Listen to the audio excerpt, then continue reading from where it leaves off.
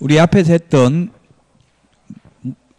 목적은 시험에 거의 출제가 안 되고 한 4, 5년에 한 번 출제되고 용어정의 중개상물은 반드시 한 문제씩 출제된다고 했습니다. 근데 논란의 여지가 있다. 왜냐하면 법조문에 없는 것을 해석상 풀어야 되기 때문에. 그러나 이제 공인중개사 제도부터는 논란의 여지가 전혀 없습니다. 이거는 딱 법조문에 있는 것만 보면 됩니다. 그래서 내용은 좀 많지만 이제부터는 논란의 여지가 거의 없습니다. 자, 그래서 1번 정책심의위원회 소관상이 아닌 것은 했는데 우리 프린터 오늘 내드린 거 있죠. 이 공인중개사 정책심의위원회, 그 다음에 공제운영위원회, 주택임대차위원회, 주택임대차 분쟁조정위원회, 그 다음에 또 하나 상가건물임대차 분쟁조정위원회가 있는데 그 상가건물임대차 분쟁조정위원회도 주택임대차 분쟁조정위원회하고 같다고 보시면 됩니다. 그대로 준용합니다. 자, 그래서 왼쪽에 그 두 번째 박스에 공인중개사 정책심의위원회 심의 의결사항이 4가지가 있습니다.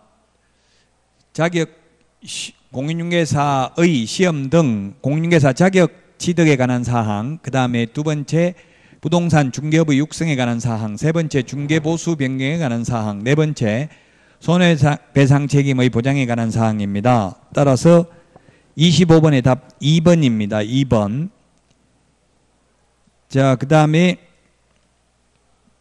3번에 보면 심의위원회에 대한 기피 신청을 받아들일 것인지 여부의 의결도 정책심의위원회에서 하고요. 그 다음에 그 시험 문제를 출제할 것인지 여부 장관이, 장관, 원칙은 시도지사인데 예외적으로 장관이 시험을 출제하려면 미리 공인중개사 정책심의위원회 의결을 거쳐야 됩니다. 미리 거쳐야 됩니다.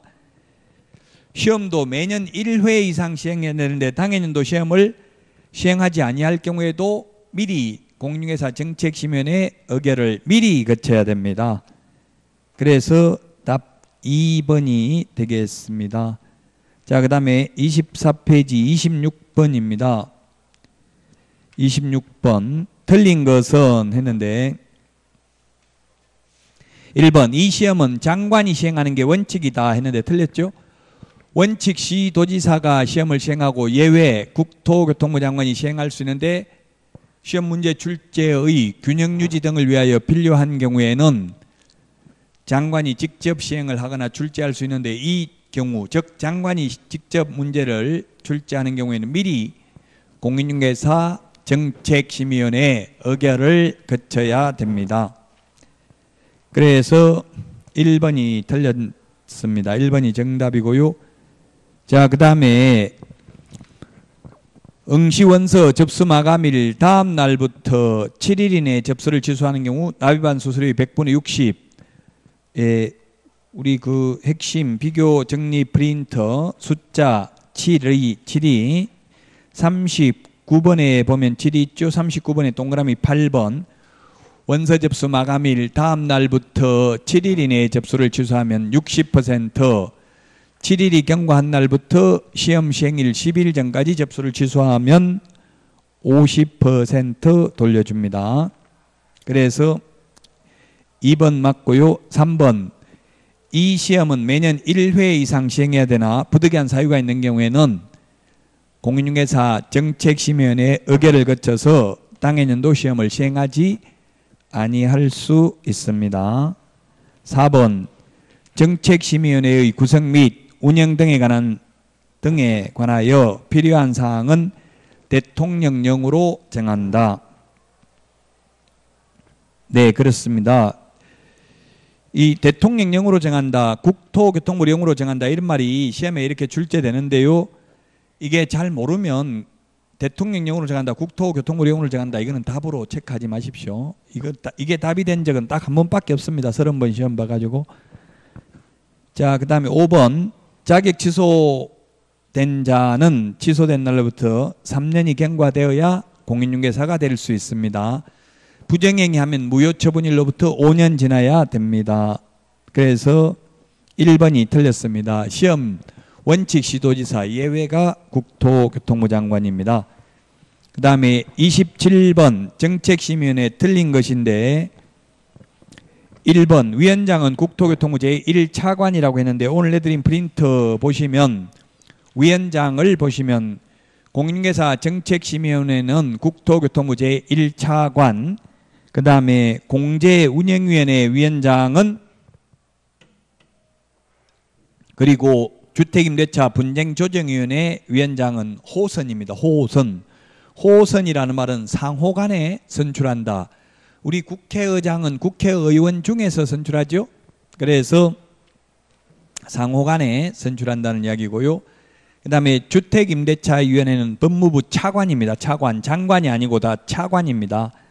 그래서 27번에 1번 맞습니다. 2번 심의위원회는 위원장 1명을 포함하여 7명 이상 11명 이내의 위원으로 구성한다. 이 기출문제 이렇게 출제됐잖아요. 그래서 우리 프린트에 보면은 공제운영위원회 위원은 19명 이내고 이 19명 중에는 협회 회장이나 협회 임원이 3분의 1 미만이어야 하고요. 주택임대차위원회는 위원장 1명 포함하여 9명 이상 15명 이내고요. 특히 주택임대차 분쟁조정위원회와 상가 건물 임대차 분쟁조정위원회 위원 숫자는 5명 이상 30명 이하의 위원으로 구성이 됩니다. 5명 이상 30명 이하의 위원으로 구성이 된다. 30명 동그라미 해놓으세요. 30명. 이 30명이 논리적으로 보면 불합리한 숫자입니다. 논리적으로 보면. 왜냐하면 과반수 출석, 과반수 찬성해야 되는데 30명 중에서 만약 30명을 했다가 15명 찬성, 15명 반대해버리면 민주적 정당성을 확보할 수 없죠. 저는 텔레비전을 보면서 참 국민이라고 보다 이게 합의하여 처리한다. 뭐 패스트 트랙을 합의해서 처리한다. 이런 말을 안 했다고 뭐 문제를 삼던데 이게 민주주의에서는 합의라는 게 있을 수가 없습니다. 합의하면 한 명이라도 반대하면 못하는 거죠. 만약에 국회의원 300명 있는데 300명 다 합의해야 되는 거예요. 한 명이라도 반대하면 안 되는 거예요. 민주주의는 그래서 어떻게 해요? 과반수 출석, 과반수 찬성이 300명 중에서 151명 이상 출석해서 76명 이상 찬성하면 의결이 되는 겁니다. 그래서 뭐 합의문에 보니까 합의 정신에 따라 처리하기로 한다. 이 말은 합의 안 하겠다는 이야기죠. 합의할 수는 없습니다. 한 3명만 돼도 합의 불가능입니다. 100% 합의라는 게 있을 수가 없죠.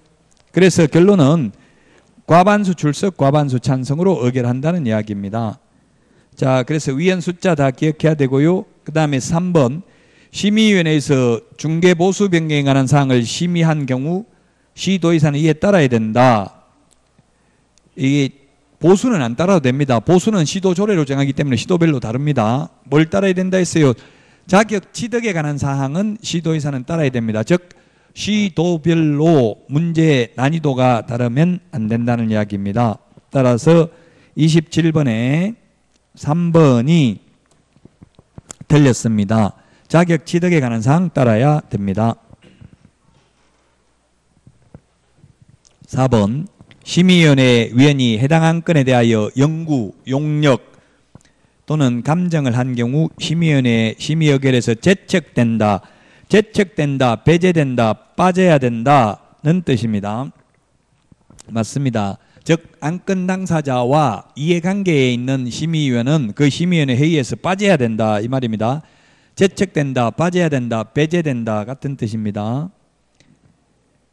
자, 그 다음에 5번 위원장이 부득이한 사유로 직무를 수행할 수 없을 때에는 위원장이 미리 지명한 위원이 그 직무를 대행한다.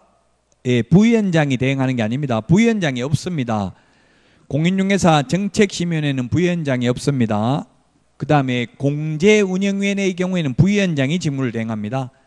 공제운영위원회는 부위원장이 직무를 대행하는데 정책심의위원회는 부위원장이 없습니다. 규정된 바가 없습니다. 그래서 위원장이 미리 지명한 위원이 그 직무를 대행합니다. 따라서 27번에 3번이고요. 28번 자격 취득에 관한 설명으로 옳은 것은 했는데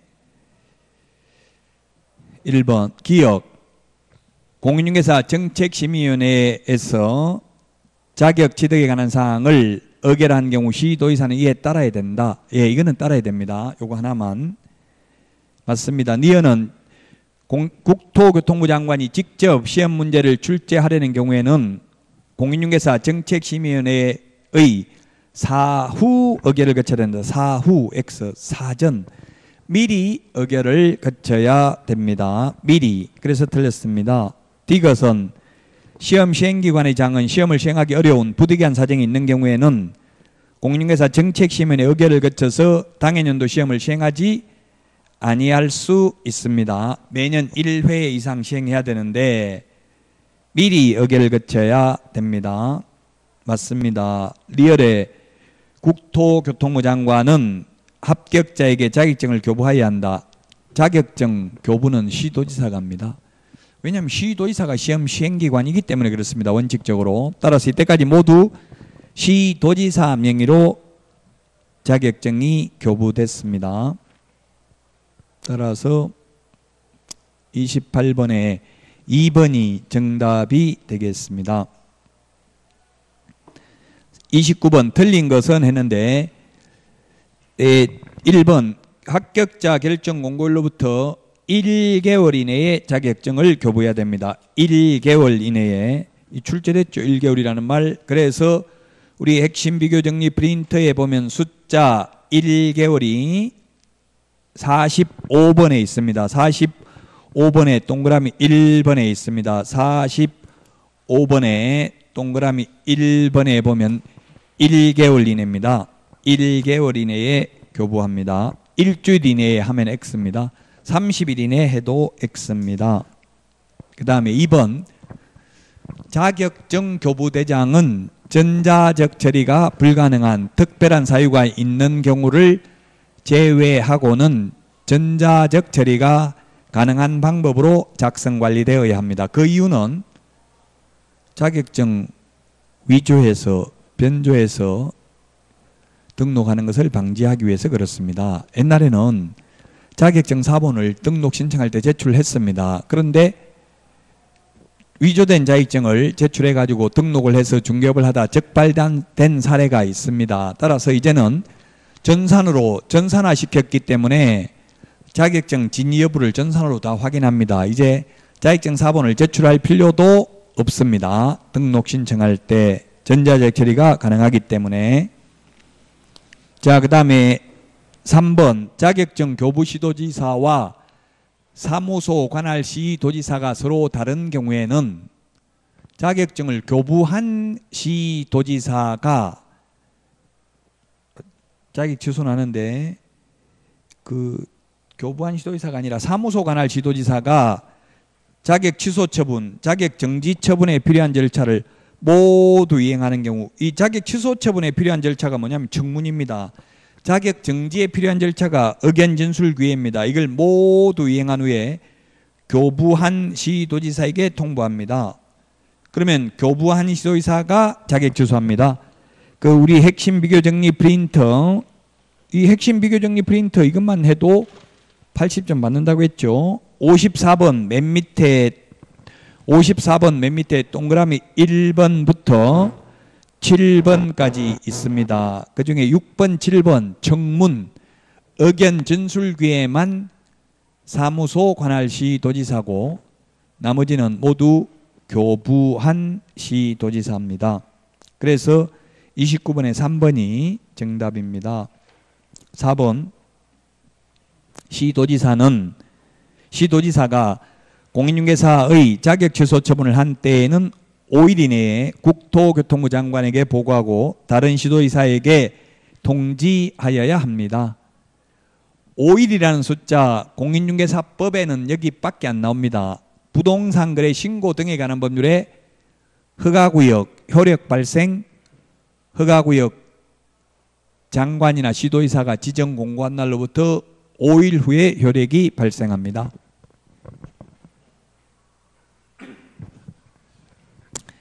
그래서 4번 맞고요. 5번 폐업 신고 후 1년 이내에 중개사무소 개설 등록을 다시 신청하려는 자는 시도지사가 실시하는 실무교육을 받지 않아도 된다. 맞습니다. 그 핵심 비교 정리 프린트 53번에 보면은 실무교육의 유효기간 전부 사전교육이라고 했죠. 실무교육, 직무교육, 매수 신청 대리 실무교육, 이건 사후교육이 아니라 사전교육입니다. 미리 받아야 됩니다. 근데 교육의 유효기간은 1년입니다. 실무교육 받고 1년 안에 개업 안 하거나 1년 안에 취직 안 하면 다시 받아야 되죠. 그만두고 1년 안에 다시 개업을 하거나 다시 소속관계사로 취직하려면 실무교육 안 받아도 됩니다. 그래서 29번에 답 3번이 되겠습니다. 자, 그 다음에 30번입니다. 30번.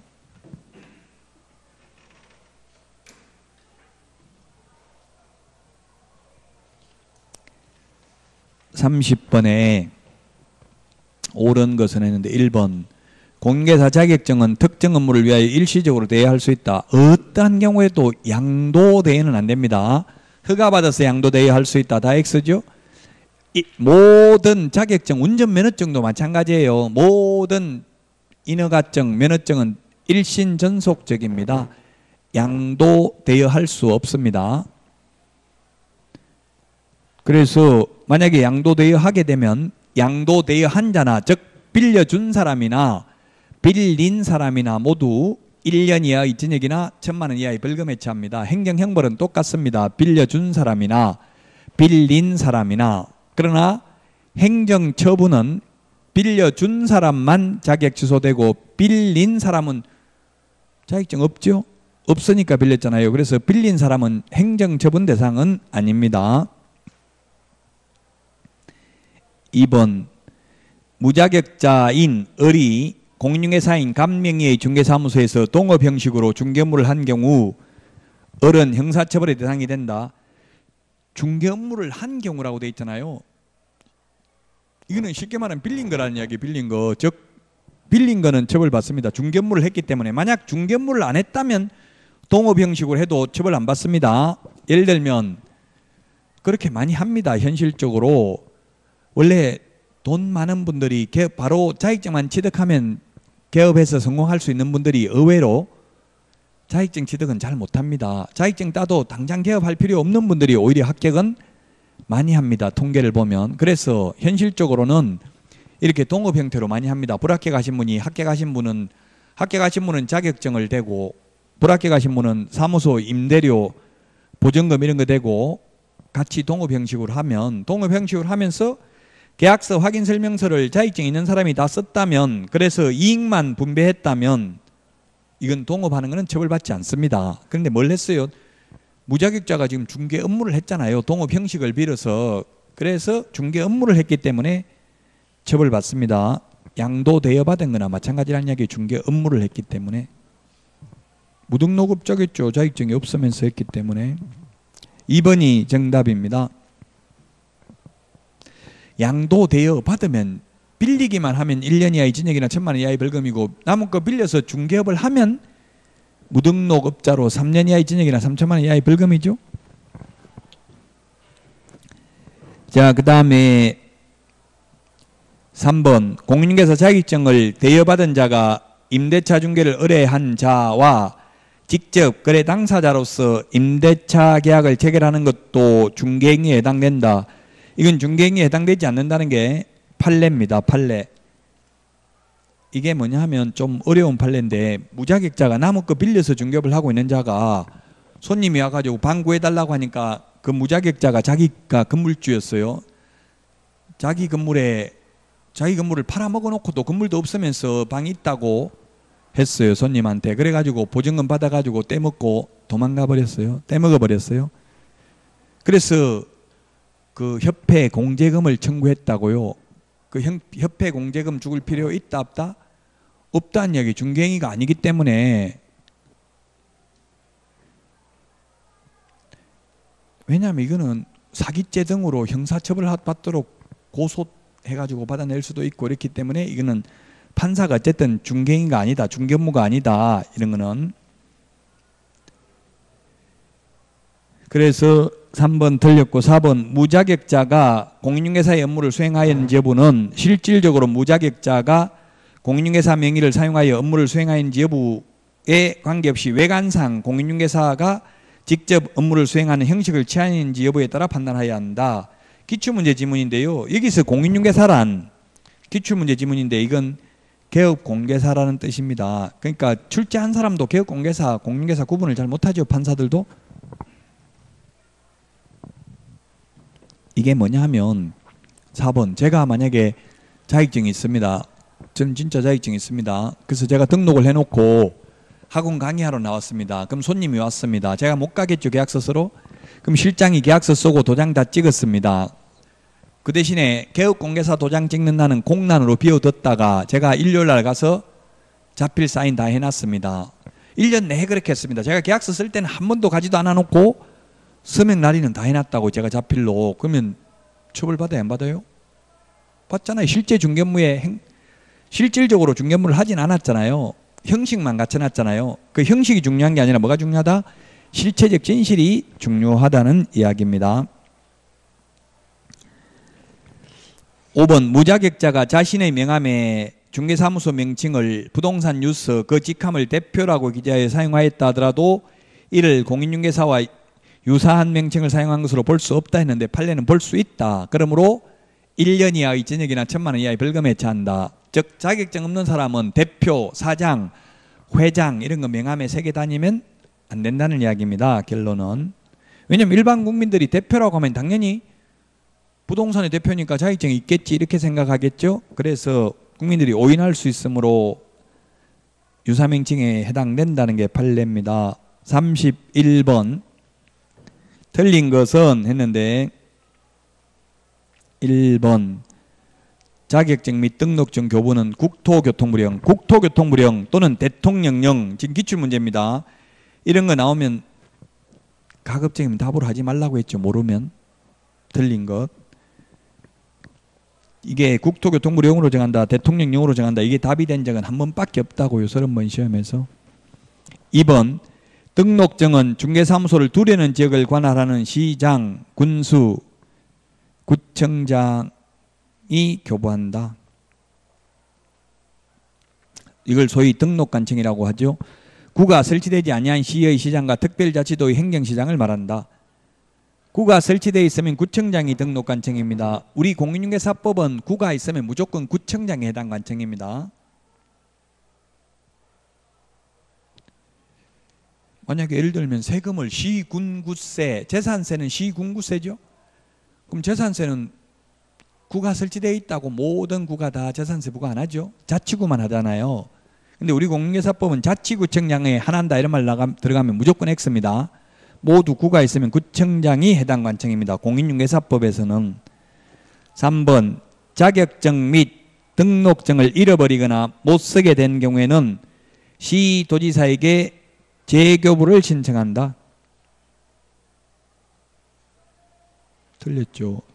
기출문제인데 뭐 때문에 틀렸어? 등록증 때문에 틀렸잖아요. 등록증은 등록관청이 재교부하고 자격증은 시도의사가 재교부합니다. 기출문제라고 표시되어 있잖아요. 지금 31번. 좀 이렇게 말장난 심합니다. 등록증은 등록관청이 재교부합니다.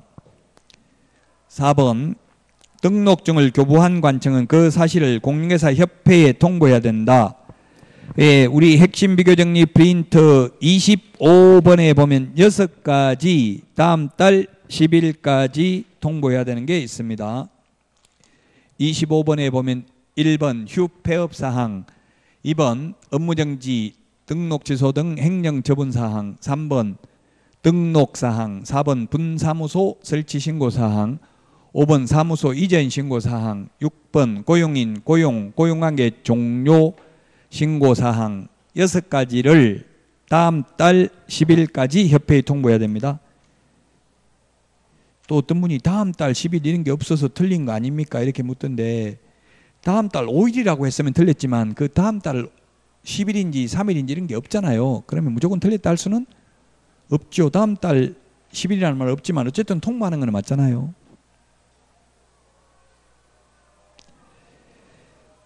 5번 자격증의 재교부를 신청하는 자는 당의 지자체 조례가 정하는 바에 따라 수수료 납부해야 된다. 네, 맞습니다. 3번 우리 핵심 비교 정리 프린터 52번이네요.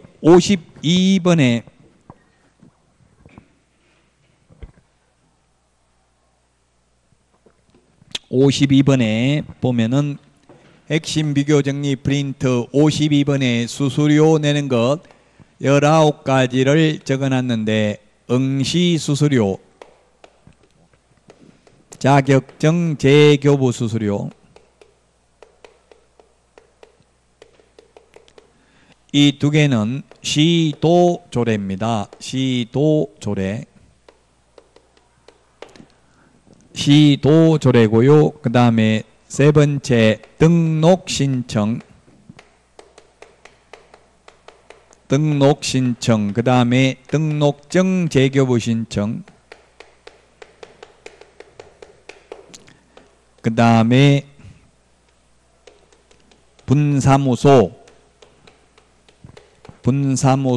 설치 신고. 여섯 번째 분사무소 설치 신고 필정 재교부. 이건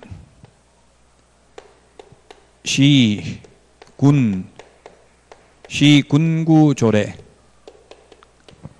시군구조례입니다. 시군구조례가 정하는 수수료입니다. 근데 자격증을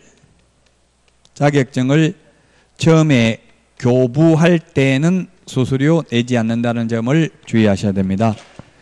자격증을 교부할 때는 수수료 내지 않는다.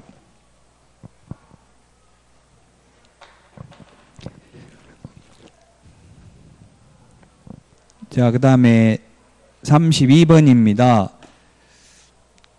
이건 32번은 뭐 읽어보면 다 알 수 있는 거죠. 자격증 대여 등의 검증에 해당하는 거 되는데 1번 다른 사람의 자격증을 양수해서 사용하는 행위.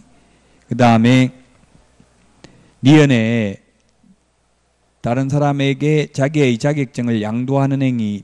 디귿에 공인중개사가 다른 사람에게 자기의 자격증을 대여하는 행위.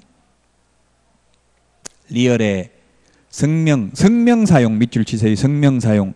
이 자기의 성명을 사용하게 하는 것과 양도 대여가 처벌 규정이 똑같습니다. 따라서 공인중개사가 자기 성명 사용하게 하면 자격증 양도 대여이기 때문에 자격 취소고요. 그 다음에 개업 공인중개사가 자기 성명 사용하게 하면 등록증 양도 대여이기 때문에 등록 취소 대상입니다.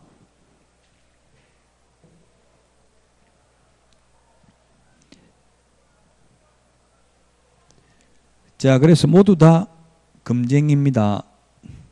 이건 해석상 검증입니다. 우리 뭐 법 33조 검증이 매무수고 간직상투를 묻는 거 아니죠? 자, 그 다음에 33번 금지되어 있는 것은 했는데 기억, 다른 사람이 자기 상호를 사용하여 중개물을 하게 하는 거, 이거는 등록증 양도대여하고 똑같습니다. 상호를 사용하게 한 거. 성명을 사용하게 하는 거는 개업공개사가 성명 사용하게 하면 역시 등록증 양도대여하고 똑같다고 했죠. 등록증 대여하는 행위 금지되어 있고요. 답 3번이네요. 디귿 공인중개사를 고용하여 중개물을 보조하게 하는 행위는 가능하죠.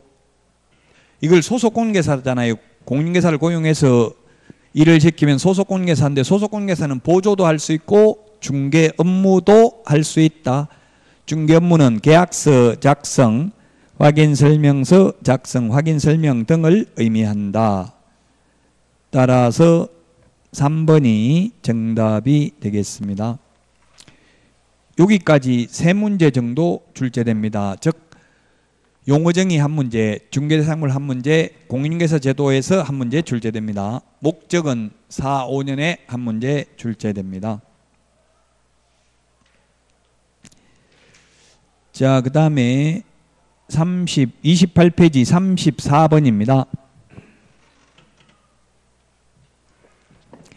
34번이 중개사무소 개설 등록 절차인데 중개사무소 개설 등록 절차 등록을 한 자를 우리는 뭐라고 불렀어요? 개업공개사라고 불렀습니다. 그래서 쉽게 말하면 이게 개업 절차입니다. 등록 절차라는 말은 개업 절차, 중개업을 하기 위해서 개업하는 절차와 등록 절차가 같은 말입니다. 자, 개업을 하려면 우리 뭘 해야 돼요? 가장 먼저 개업을 하려면 무조건 자격을 취득해야 되고요.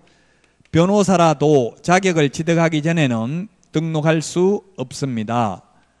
공인중개사법상은 무조건 자격 취득해야 됩니다. 물론 공인중개사법이 아닌 특별법에 의해서 한국자산관리공사 같은 경우에는 특수법인이기 때문에 자격증 없어도 물론 등록 가능한 경우도 있기는 합니다. 공인중개사법은 무조건 자격 취득해야 되고요.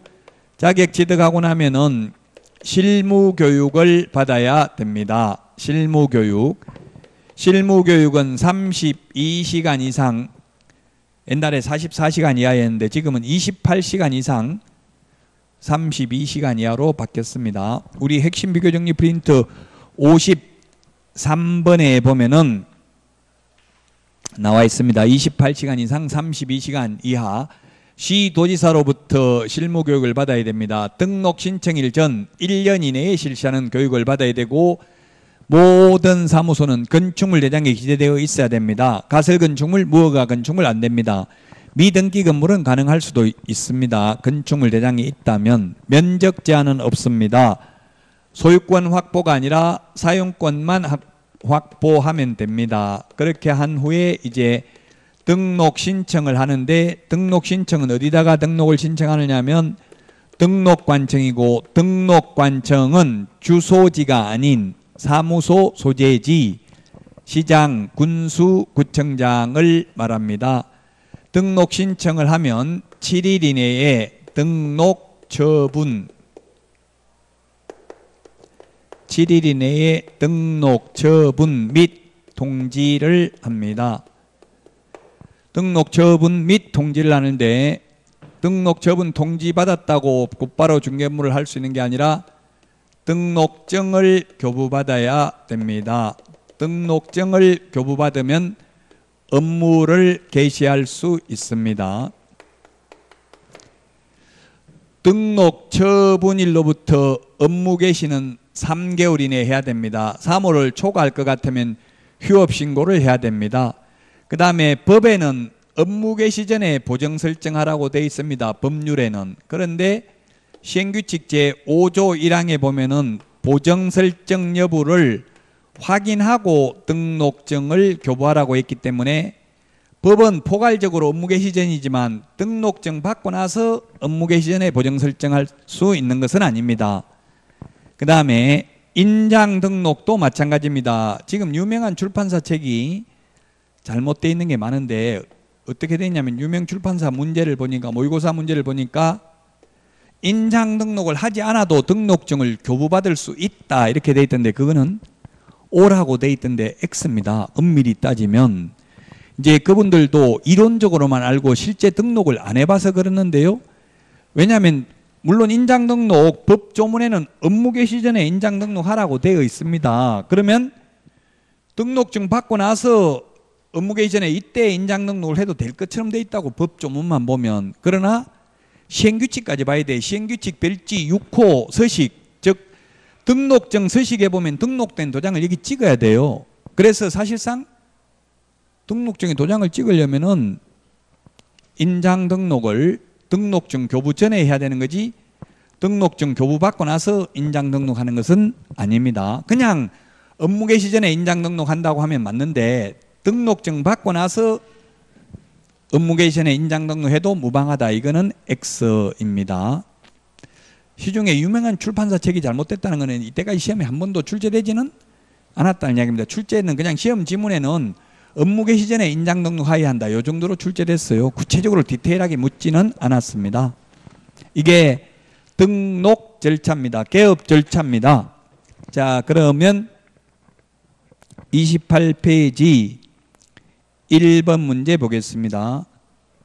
소속공개사는 중개사무소 개설 등록을 신청할 수 있다 했는데 기출문제입니다. 안 됩니다. 소속공개사는. 소속공개사 나무 밑에 취직되어 있는 사람은 개업하려면 그만두고 개업해야 됩니다. 그만두지 않은 상태에서 개업을 하게 되면 이중소속입니다. 그래서 소속권 계산은 등록 안 됩니다.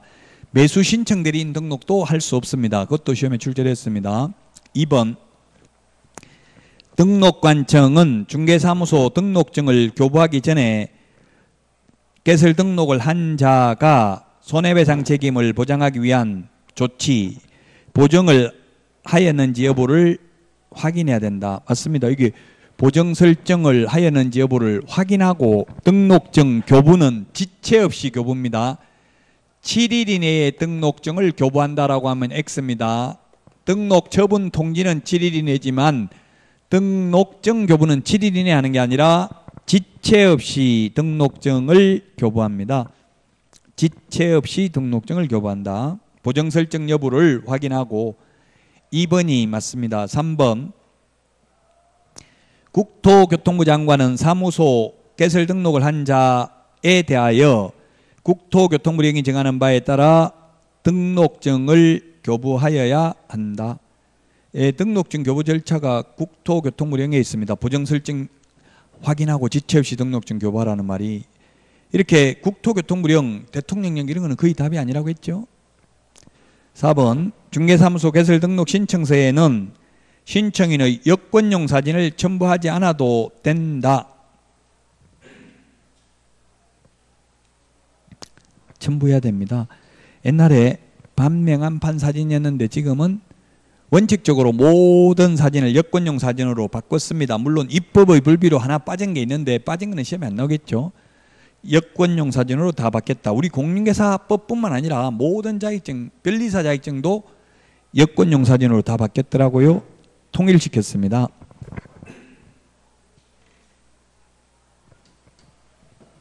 그래서 첨부하지 않아도 된다. X고요.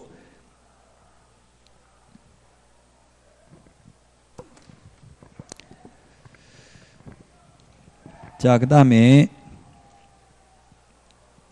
5번 중개사무소 개설 등록을 한 개업공개사가 종별을 달리하여 업무를 하고자 하는 경우 등록 신청서를 다시 제출하는 경우 종전 등록증은 반납하지 않아도 된다 했는데 반납해야 됩니다. 종전 등록증은 예를 들면 중개인이 자격증 취득해 가지고 공인중개사인 개업공개사로 다시 등록 신청서를 제출을 하는 경우 옛날 중개인 등록증은 반납해야 됩니다. 아까 제가 3번 설명을 국토교통부령 이거 말만 하는 것 같은데 장관이 교부해야 된다 해서 X죠. 3번은 국토교통부 장관이 등록증 교부하는 게 아니라 등록관청이 교부하죠. 자격증은 시도의사가 교부하고요.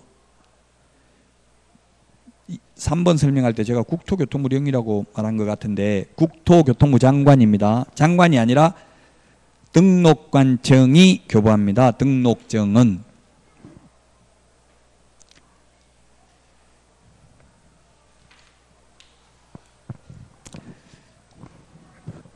자, 그 다음에 35번입니다. 35번. 옳은 것은 했는데 외국에서 자격을 취득한 자는 공인중개사가 아니다. 맞습니다. 외국 자격증 가지고는 우리나라에서 개업 못합니다. 그래서 1번이 맞고요. 2번은 모든 개업공개사는 중개업을 폐업한 후 다시 개설 등록을 할 수 있다 했는데 모든 틀렸습니다. 소위 중개인은 한번 폐업하면 다시는 영원히 중개인으로 등록은 할 수 없습니다. 물론 자격증 따면 공인중개사인 개업공개사로 등록할 수는 있습니다. 2번 모든이라는 말 때문에 틀렸습니다. 중개인은 안 됩니다. 3번 중개행위인지 여부는 주관적 의사가 중요한 게 아니라 뭘 보고 판단한다고 했어요? 객관적 사실을 보고 판단하지 진정으로 그 마음속에 주관적 의사를 가지고 결정하는 게 아니다. 판단하는 게 아니다. 4번 개업공개사는 중개가 완성되기 전이라도 거래계약서를 작성 교부할 의무가 있다. 중개 완성되기 전에는 없습니다. 그래서 이게 뭘 말하고자 하냐면 아까도 말했지만 그 임대인 임차인이 계약서 이대로 적어주세요 해가지고 그냥 대필만 해줬다가 나중에 전세자금 대출 해먹고 떼먹고 도망가면 책임져야 된다고요. 직접 중개를 완성하지 않았다면 계약서 작성 교부할 의무 없습니다. 해달라고 해도 안 해줘도 됩니다. 이대로 대필해 주세요 하면 못 해주겠습니다 해도 된다고요? 꼭 해주려면 등기 사항 증명서 이런 거 다 떼오라고 해서 서류 확인하고 진짜 소유자 맞는지 보고 보수 다 받고 해주는 게 좋겠죠? 꼭 해주려면. 자, 그 다음에 5번 이 법은 공인중개사의 업무 등에 관한 사항을 정하여 부동산 중개 업무를 적절히 규율함을 목적으로 한다. 틀렸습니다. 이 법은 공인중개사의 업무 등에 관한 사항을 정하여 그 전문성을 제고하고 부동산 중개업을 건전하게 육성하여 국민 경제에 이바지하는 걸 목적으로 하죠. 그래서 틀렸고요. 자, 그 다음에 36번입니다. 법인의 주된 사무소를 두려는 지역을 관할하는 등록관청에 등록해야 된다. 우리 핵심 비교 정리 프린터 4번에 있습니다.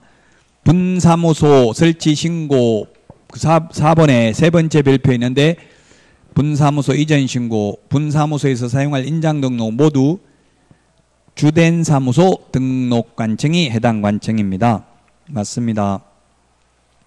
2번 대표자가 공인중개사가 아닌 법인은 중개사무소 개설 등록을 할 수 없다. 예, 대표자는 공인중개사이어야 합니다. 공인중개사법상은. 공인중개사법이 아닌 다른 법률의 특별법에 의해서는 자격증 없어도 가능하다고 했죠. 한국자산관리공사 같은 경우는. 자, 그 다음에 3번 법인의 임원 중 공인중개사가 아닌 자도 분사무소 책임자 될 수 있다. 책임자는 반드시 공인중개사이어야 합니다. 다만 다른 법률의 규정에 의해서 중개업을 할 수 있는 이른바 특수법인은 그러하지 아니합니다. 4번 소속 공인중개사는 등록 신청할 수 없습니다. 5번 등록관청은 개설 등록을 하고 등록 신청을 받은 날로부터 7일 이내에 등록 신청인에게 서면으로 통지해야 된다. 개설 등록을 하고 7일 이내에 신청인에게 서면으로 통지해야 된다.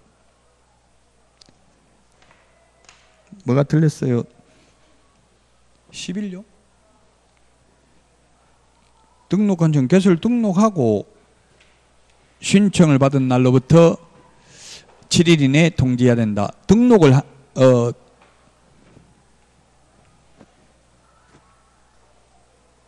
등록관청은 개설 등록을 하고 등록 신청을 받은 날로부터 7일 이내 등록 신청인에게 서면으로 통지해야 된다.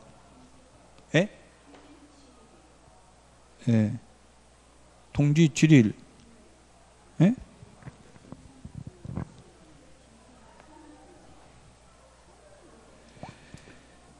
서면으로 통지해야 된다. 뭐가 틀렸어요? 서면으로 통지해야 된다 맞는데 해설 안 보세요.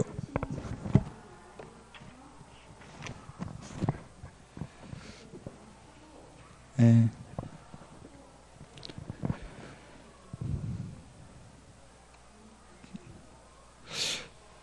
등록관청은 7일 이내에 서면으로 통지를 해야 되는데 제가 문제를 만들어 놓고도 이게 좀 헷갈리네요.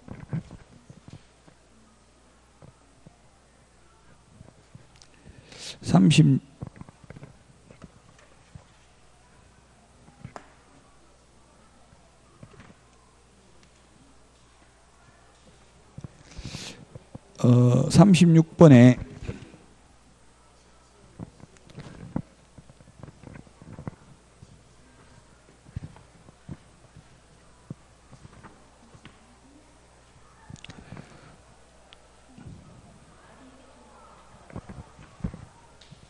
예, 여기 조금 이 문제는 좀 이게 문제가 잘못된 것 같아요. 틀린 것은 했는데 해설은 지금 36번에 보니까 분사무소 엉뚱한 거 적어놨죠. 분사무소에는 공인중개사를 책임자로 두어야 한다. 다만 다른 법률의 규정에 따라 중개업을 할 수 있는 법인의 분사무소의 경우는 그러하지 아니하다 이렇게 돼 있죠. 이게 해설하고 문제하고 좀 안 맞아요. 자, 그래서 다시 한번 그럼 보겠습니다. 이게 저기 5번도 등록 신간청은 개설 등록을 하고 등록 신청이 이 말이 조금 안 맞는데 등록 신청을 한 날로부터 등록 신청 받은 날로부터 아니요. 지체 없이가 아니고 7일 이내에 서면을 통지하는 거 맞아요. 그래서 이것도 다 맞는데 틀린 게 1번도 주된 사무소를 두려는 지역을 관할하는 등록관청에 등록해야 되고 그 다음에 대표자가 아닌 자는 대표자가 공인중개사가 아닌 자는 등록할 수 없고 분사무소 책임자 될 수 없고요. 이것도 이게 될 수 있다 했으니까 3번이 틀렸네. 3번이 틀렸죠?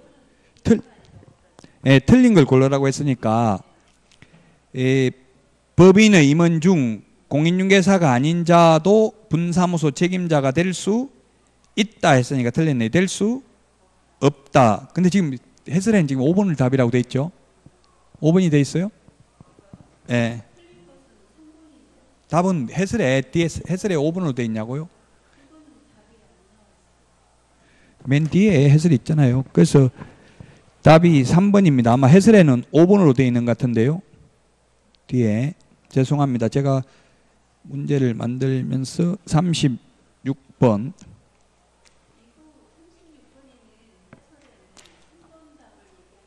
5번이라고 돼 있죠. 답은.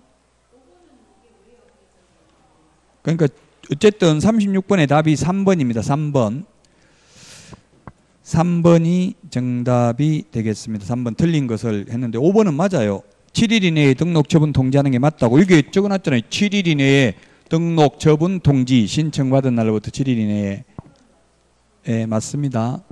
죄송합니다. 이게 지금 오타네요. 그래서 36번의 답이 3번입니다. 3번. 5번이 아니고 정답이 3번입니다.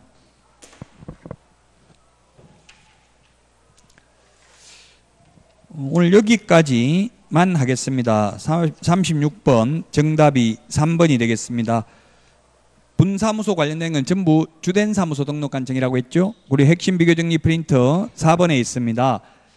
분사무소, 다만 분사무소 지도감독은 둘 다 가능하다고 했고요. 주된 사무소 등록관청이나 분사무소 소재지 시장군수구청장도 가능하고요. 그 다음에 분사무소에서 중개행위를 했을 경우 중개보수는 분사무소 관할 시도조례가 정하는 보수를 받아야 됩니다. 36번의 정답이 3번이라는 것을 말씀드리고 오늘 여기까지 하겠습니다. 자, 그러면 오늘 했던 내용 다시 한번 간략하게 정리하고 마치겠습니다.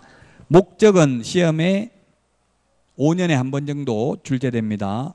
공인중개사의 업무 등에 관한 사항을 정하여 그 전문성을 제고하고 부동산 중개업을 건전하게 육성하여 국민경제에 이바지하는 것을 목적으로 합니다. 그 다음에 용어정이 6개가 있었습니다. 중개는 중개대상물에 대하여 거래 당사자 간의 매매, 교환, 임대차, 그 밖의 권리의 득실 병리에 관한 행위를 알선하는 것을 말하고 중개업은 의뢰, 보수, 업 3개가 들어가면 중개업이고요.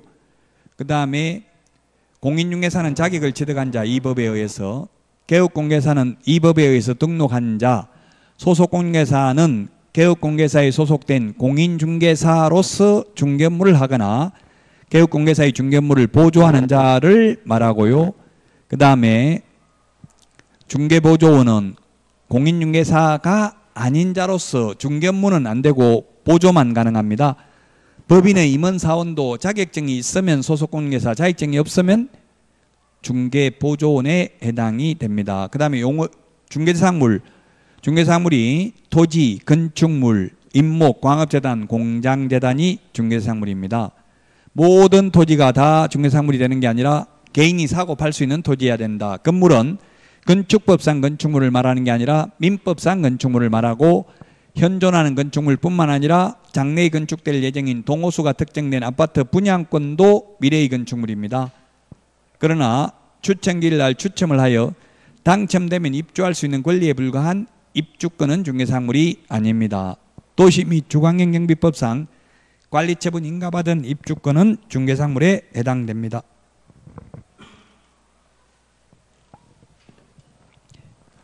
그 다음에 공인중개사 제도 했고요. 등록 절차까지 했습니다. 우리 36번의 정답은 3번이 되겠습니다. 분사무소 책임자는 반드시 공인중개사이어야 합니다. 다만 특수법인은 그러하지 아니합니다. 자, 여기까지 하고요. 건강관리 잘 하시고 다음 주에 찾아뵙도록 하겠습니다. 수고하셨습니다.